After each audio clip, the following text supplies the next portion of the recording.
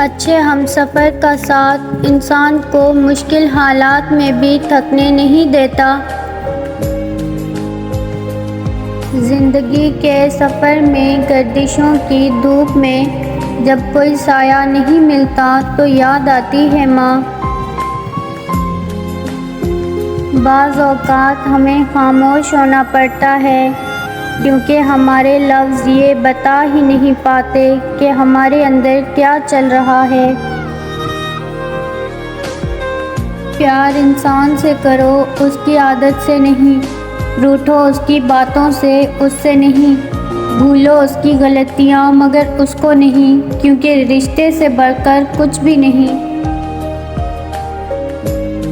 یا اللہ، جس بات کی وجہ سے میں پریشان ہوں، تجھے تیری رحمت کا واسطہ اس کے لیے کوئی غیب سے وسیلہ پیدا کر دے۔ اللہ کی محبت۔ میں نے اللہ سے کہا میں زندگی سے نفرت کرتا ہوں کیونکہ یہ خوبصورت نہیں ہے۔ اللہ نے جواب دیا، تمہیں کس نے کہا زندگی سے محبت کرو؟ تم مجھ سے محبت کرو، زندگی خود ہی خوبصورت ہو جائے گی۔ زندگی اور لاچاری۔ زندگی میں ساتھ دینے والے اگر بے بس اور لاچار ہو جائیں تو انہیں سنبھالا جاتا ہے، تبدیل نہیں کیا جاتا۔ تم گھبراتے کیوں ہو مقدر کے فیصلوں پر؟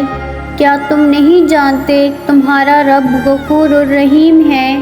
وہ اگر رات کو دن اور دن کو رات کرنے پر قادر ہے تو کیا وہ تمہاری تڑپ دیکھ کر تقدیر کے فیصلے نہیں بدل سکتا؟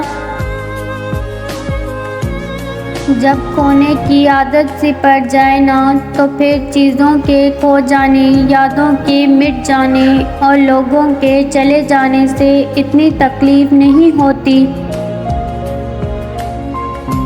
جتنا مل جائے گا قبول کر لینا چاہیے۔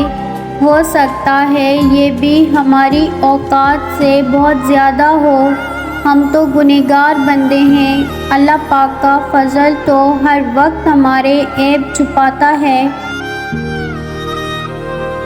ہم اچھا ہونے یا اچھا بننے کے باوجود کسی نہ کسی کہانی میں برے ہوتے ہیں۔ کسی تعلق کو بچانے کے لیے 100 دلیلیں دینے سے بہتر ہے کہ دل پہ پتھر رکھ کر جانے والے کو خوشی خوشی رخصت کر دیا جائے۔ اللہ کی ناراضگی۔ ناراض ہو کر بھی ساتھ نہیں چھوڑتا۔ اللہ کی ناراضگی بھی پیاری ہے۔